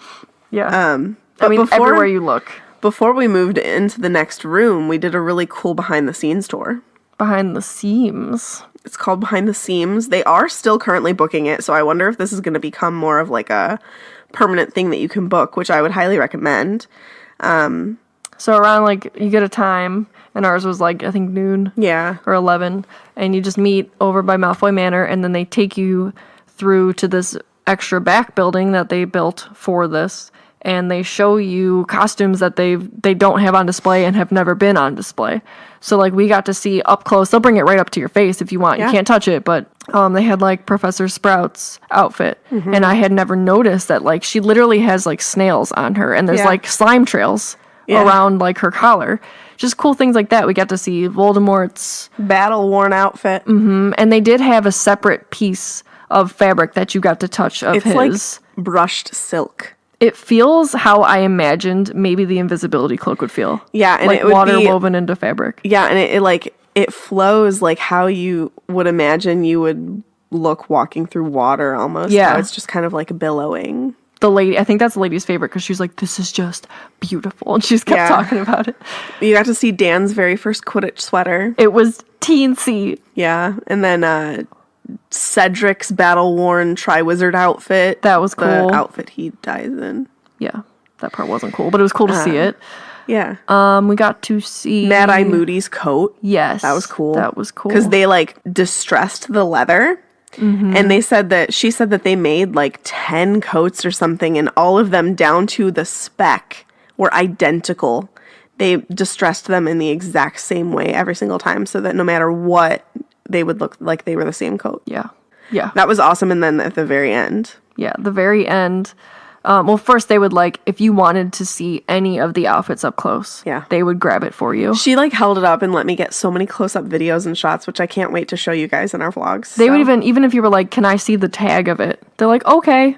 Didn't care. Like, so I got to get, like, a really good shot of the tag that says, like, D. Radcliffe. Yeah. On his little sweater. So cute. Yeah, so at the end, you get to wear actual, like, worn robes from the films. They're from Deathly Hallows Part 2, I believe. Mm-hmm. Students in the Great Hall wore them. So, like, and they're like, who's going first? And, like, nobody said anything, so we're like, all right, we'll do it. So they asked, we had our Hufflepuff and Slytherin sweatshirts on, so they didn't really have to ask us which ones we wanted. But they're very heavy and, like, nice quality, very nice quality. We got to stand there in front of, like, a Warner Brothers studio backdrop, and they take your picture for you. What was the fun fact about Ravenclaw? The name Ravenclaw spelled wrong on the robes, but it was like too late for them to fix it. So, like, the students in the movie it doesn't say Ravenclaw. It's like Ravenclaw, yeah, something like that. He's like, come look at it. He was like, so excited. So cool. It was legit. Like, but they didn't have time to reorder them or anything, so they just used those. Right. That was epic, though. It was so cool. Worth it. Yeah, definitely. So after that, we got let back into the big room, and we finished that room up. It took us a little bit, but we finished that room up, and then we headed to the Forbidden Forest, and then the next room after that. There's a gift shop between the Forbidden Forest and Platform 9 3/4, which is the next room. Was that was before lunch, right? Yep. Yeah.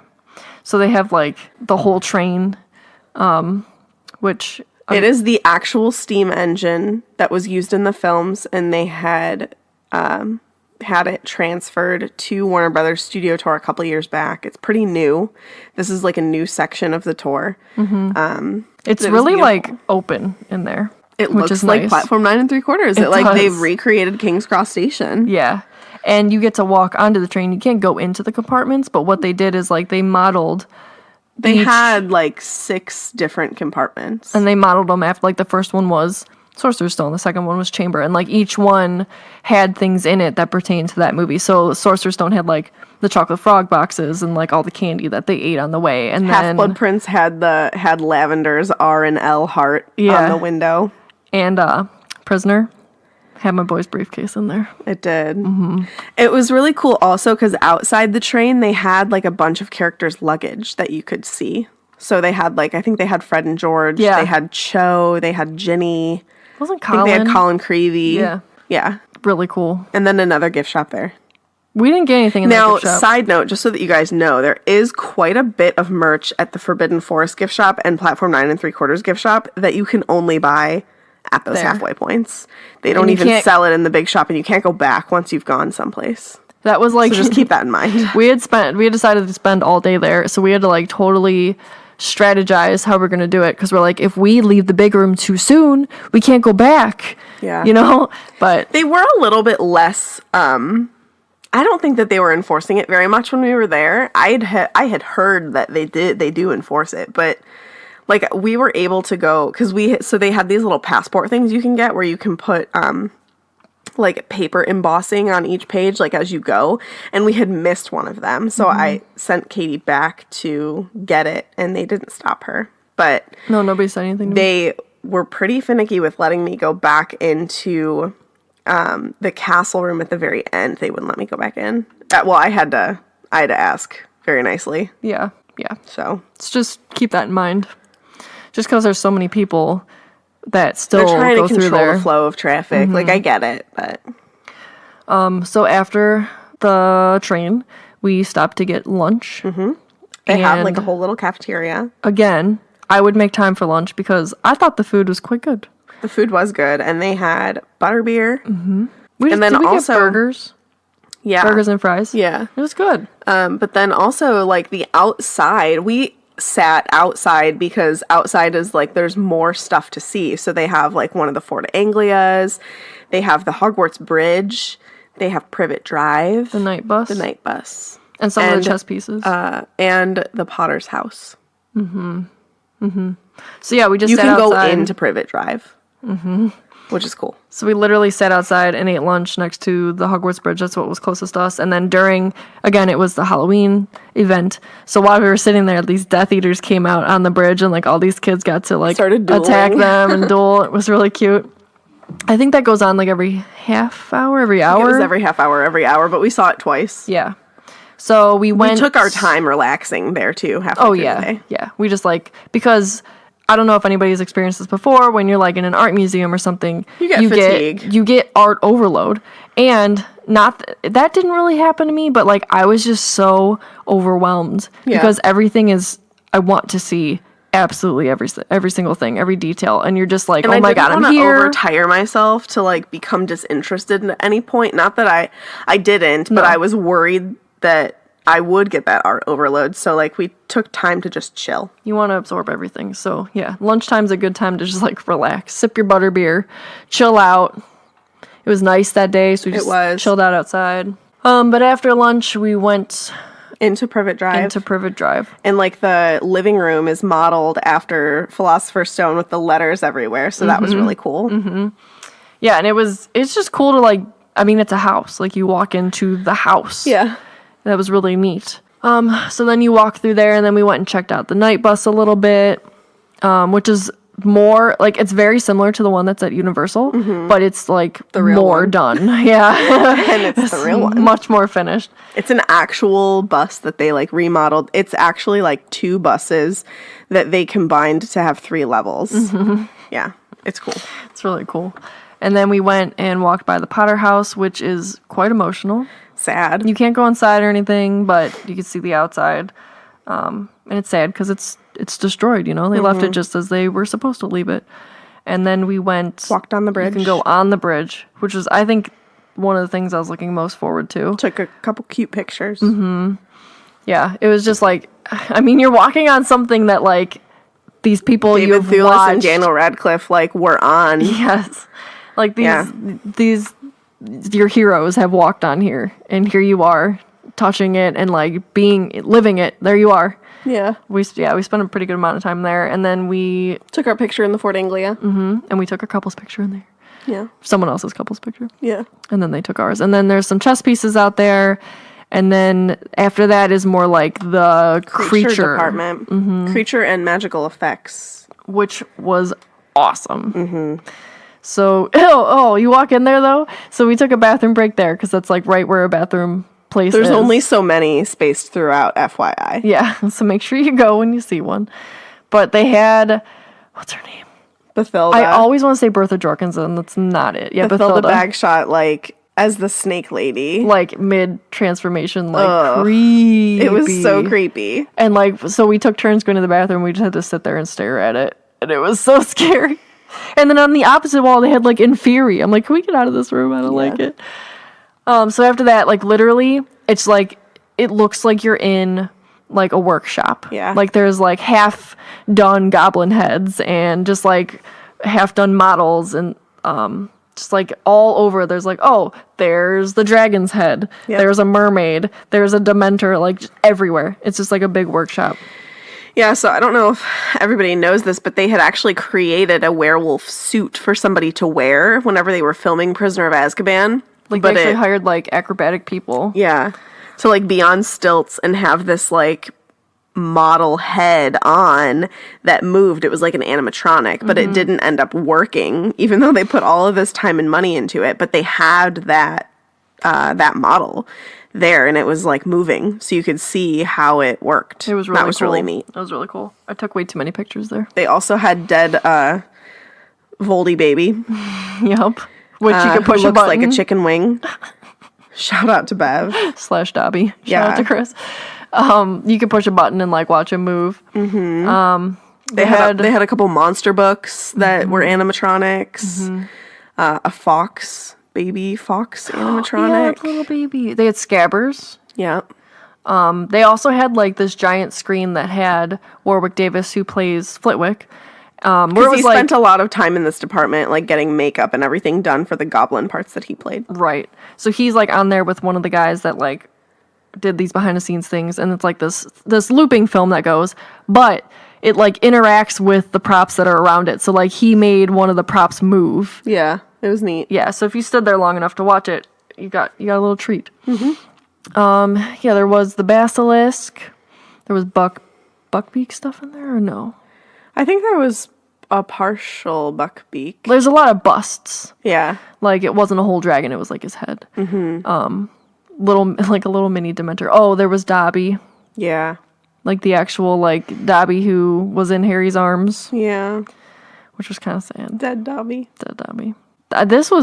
There was just like not a lot of stuff to be like, oh, it was this room or that room. It was just a lot of like half finished stuff or like and it was really neat, but it was just a lot of random props and creatures that you see throughout the film. Films. What was after that? After that was Stuart Craig's office. No, I lied. It was Diagon Alley. Oh yeah. It was Diagon Alley. And I have to say, I think I'm spoiled with Universal Me too. because as cool as it obviously was, because you were on the Diagon Alley that they filmed on, it was very small because they use a lot of movie effects to make it look as big as it does in the film. It's not as tall as it is in the film. It's short, like the buildings are not finished. And Universal, like you see it finished. You So can it go was in just, the stores. Yeah, you like can it buy was, things. I gotta say, Universal did it good. Because, And I mean, even the actors have said that. yeah, because it's not finished. So you walk in there and it's kind of small. Like it's just, I don't want to say it's underwhelming because it's not, because it's still really cool because it's the actual Diagon Alley. But in terms of like what I've seen at Universal, it felt a little bit underwhelming because it was small. It also threw me off because it was backwards. It was. So we walked into it from the other way. Like you walk into it by where Gringotts is and walk down the street. Right. But it was still really neat to see like their window displays and all Yeah. that kind of stuff. And then also because it was Halloween, it was like dark in there with like all these cool colors, and there were Death Eaters that came out randomly and one scared me. And then I got to take a picture with the Death Eater where we're like pointing our wands at each other. I will say though, that's the one part I wish I hadn't seen during Halloween because it made it eerie. And I Yeah. wanted it to be like Diagon Cheery Alley. Diagon Alley. Yeah. I agree. We have to go back when it's not themed. Although that I wanna picture with you in the go- Death Eater was really cool. I want to go back at Christmas time. Yeah, that'd be cool. That'd To be see neat. Hogwarts in the snow too. We stayed on there for a little while. We took our pictures, Just kind of looked at the shops. And then the next room after that was Stuart Craig's office. It was like a replica of, so I don't know, some people might not know who he is, but Stuart Craig was the set designer. What is his actual title? Creative director? Talk while I look. What? It was cool. They had like a lot of so it was like his desk, and they had like a model of Hogwarts, and then I found a little drawing propped up against the wall that was like Remus on his broom. So I was stoked about that. And they had like this loop where it was actually Production designer. Thank you. It was Emma Watson talking, which was cool, and they like did a display on his desk, like a projection display, which was neat. We spent a little bit of time just like chilling in there again. We needed some time to just like sit, Yeah. rest our feet. And it was cool because like, so they said that this was literally an exact replica down to the books that he has on his bookshelf and everything. So it was really cool because he had like binders on one shelf that said like HP1, HP2, HP3. So clearly that was like inspirational stuff from all of those films. Because he designed everything. Like, he came up with how Hogwarts was going to look. He came up with how Hogsmeade was going to look and Diagon Alley and everything. They made a note that like even the color of the coffee on his desk, Yes. he oversaw Yes. for this room. Everything had to be correct. Which is perfect because this guy, he created Hogwarts. Yeah. He's the guy that made it look the way it looks and made it change per movie. He is the man who should have won an Oscar for this film. Yes, Stuart, The Academy, I hate you. we're on your side. Stuart Craig should have won an Oscar for Harry Potter. Mm-hmm. But I digress. Right next to that was a little dark arts kind of themed Like a little corner. I mean, it's not a lot, but I think that there was like a outfit of Bellatrix And and Lush or Narcissa. I think it was Bellatrix and Narcissa. It was cool. But then they had like Bellatrix's shoes that were kind of neat to see, and some wands and just some random like dark art stuff. And then after that was like this Paper model room. Oh, first it was a lot of paintings, like Yeah. inspiration paintings. Concept art. Yes. And then after that was like this double row of like all these models, like paper. White paper model. Yeah, like the beginning, you know, like this is what's going to look like, but like no color, nothing like this. So like pencil lines and like masking tape and like cool stuff on it of like everything. Like The burrow. as I was going to say, The burrow. Durmstrang ship. Right? Mm-hmm. Shell Cottage, I Hogwarts. think. Hogwarts. Big one of Hogwarts. Hogsmeade. Diagon Alley. Wasn't Gringotts one of them? The Leaky Cauldron. I mean, like, God, you could stare at these for hours. They were beautiful. They're so intricate for just being white paper. Yeah. And then was after that the last room? It leads you to the grand finale. Oh my God, guys! How long? The We were in here for Hogwarts like model. We were in this room for like 2 hours. So this Which seems is- ridiculous, I know, for some people, but we took our time walking around every angle of it, getting pictures of it. I mean, this is Hogwarts. This is what they used. The music. Oh my God, I cried. Yep. This is what they used for like all those shots where like you're zooming around Hogwarts and like the seasons change. And Like Hedwig is flying Right. through. that. This is what they used. Yeah. It was originally in a room. It was just a green screen filled room so that they could film it at any angle and be able to put any backdrop in that they wanted. It's gorgeous. Yeah. Gorgeous. I mean, And it the obviously detail. evolved as the films evolved. So we are seeing it in its final state at this point. But back in the day when they were actually filming it, like, it would have looked different from the first film to the second film to the third film to the fourth film, so on and so forth. And fun fact, they moved this because the studio tour you're walking through was Is built on Leavesden. right. But it's, It was built specifically to do this. yeah. So all the stages were moved. Everything was moved over here. So they had to rebuild this castle, and they had like a looping film where you could watch it. It took 40 days It's awesome. to recreate it. But yeah, we literally probably walked around it a million times, and then we eventually just like sat on a bench and just stared at it because the detail in this I can't explain to you. Yeah. I can't. It's magical. There's something about it that just like Down calls to your soul.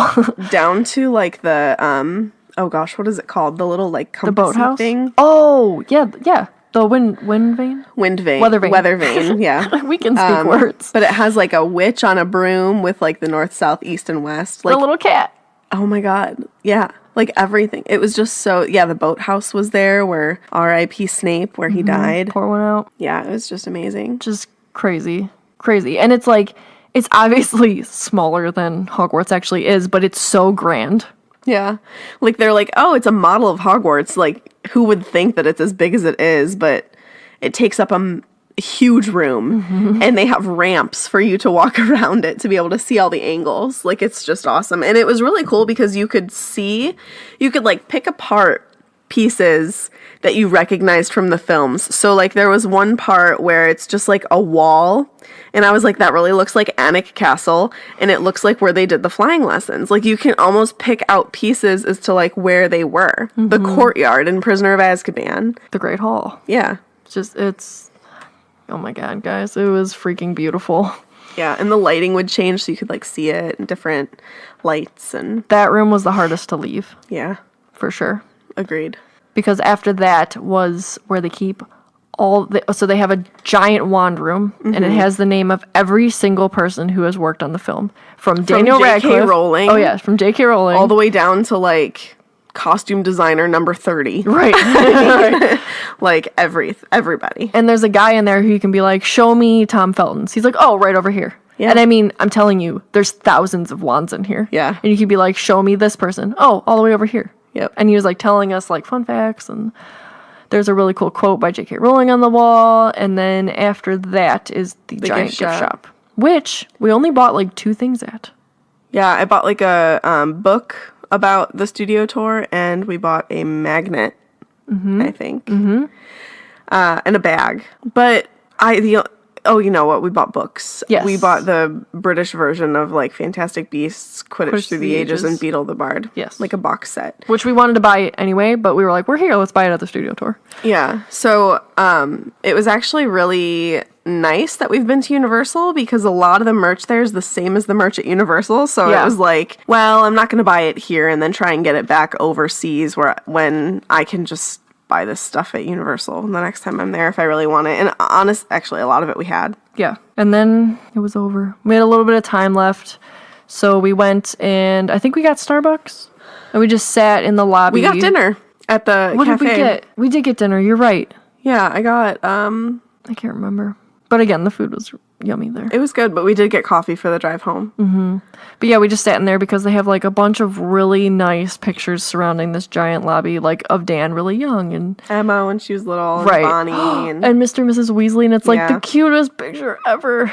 then they also had like Harry and Ron's luggage up above the Starbucks. Yeah. Way up. Yeah, it was neat. And that was the end. Oh, and then they had like the astronomy tower thing in there too, right? astronomy tower thing.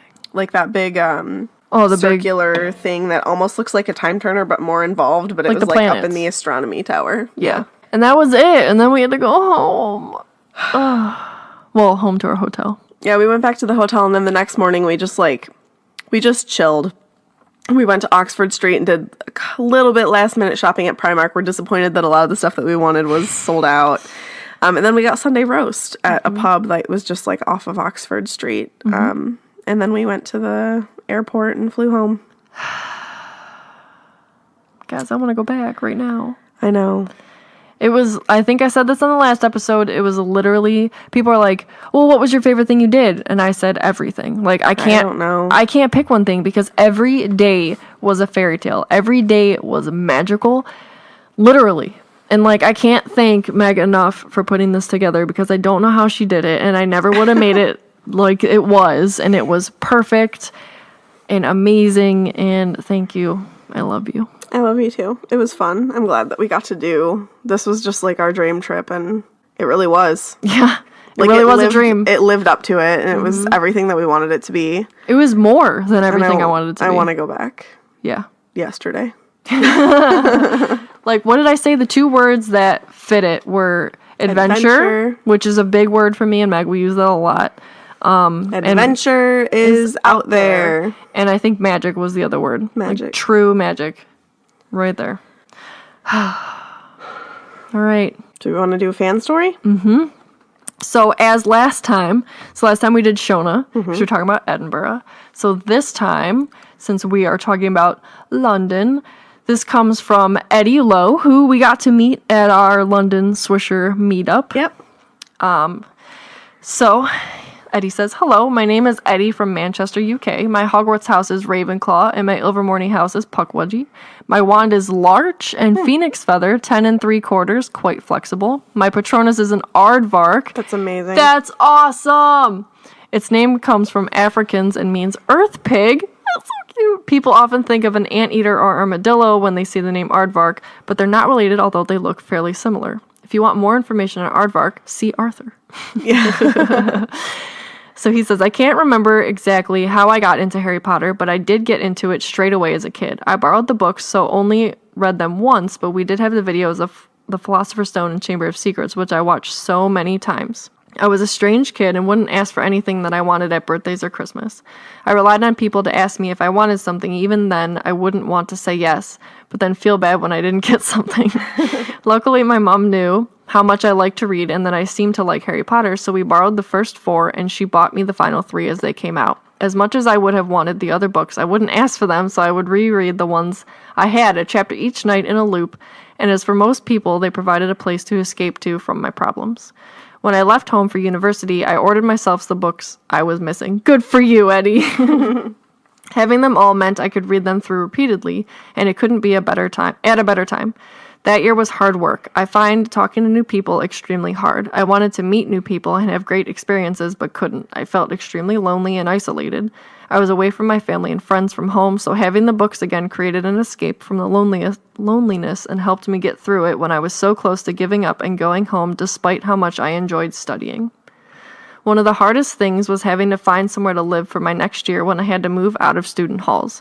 I had a number of people I had become friendly with over time, but I couldn't bring myself to ask anyone if I could live with them.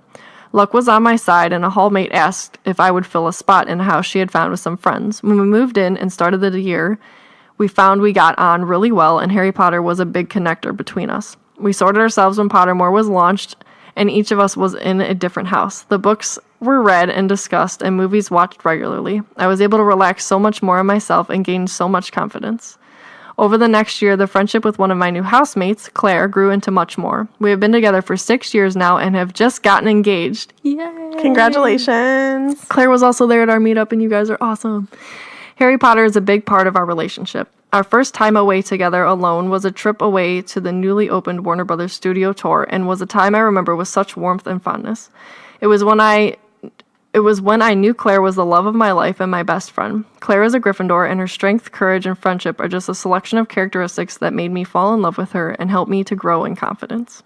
I'm so grateful for the Potter series and helping me through the bad times and playing its part in bringing myself and Claire together. It no longer needs to be a place of escape, but remains as a place that is always there to bring joy and meet new people. Thank you for the podcast, ladies. You do a stellar job, and the community you have fostered is amazing. I love the way you keep the depth of detail while being friendly, open, and yourselves. Sorry for the cushy fan story. Looking forward to continue listening for many years to come. Thank you, Eddie. That was beautiful. That was so sweet. And I want to say I super relate to this. As soon as you started reading about like the whole roommate thing, I was like, it's Claire. I want to say I super relate to this because I too was like, oh God, I see myself in like that kid that like won't ask for things and like is very, very shy and doesn't want it, like wants to meet new people but is very anxious about it. And Meg brings all of that out in me. She helps me out with that too. So I totally see that between you and Claire and Meg and myself. Yeah. And Potter does a lot. Potter brought us together. It's really cool. Very cool. So thanks for hanging out with us in London. Thank you for giving us your Potter story and sharing. It's not gushy. It's freaking sweet. Yeah, I love it. I love it. All right. Man. So make sure that you find us on Facebook. We are Swish and Flick Podcast. You can follow us on Twitter and Instagram at SwishFlickCast. You can also subscribe to us on YouTube and support us on Patreon at patreon.com/SwishFlickCast. Lastly, you can check out our website, swishflickcast.com, for all kinds of information and merchandise. Check it out. Cool also, stuff. if you want to follow along with us on the vlogs that we're doing for this trip, it is on Katie and my YouTube channel called Main Street 9 3/4. Make sure that you go subscribe there. Hopefully, another one will come out this holiday weekend. So, and that one is going to be The Elephant House. Elephant House. Mm-hmm. Yep, that's up next. All right. Am I saying this? Yeah, go for it. Oh, thanks. So that concludes this week's episode. Thank you so much for listening to all of our ranting about London. And don't let the Muggles get you down. Amazing! Just like always!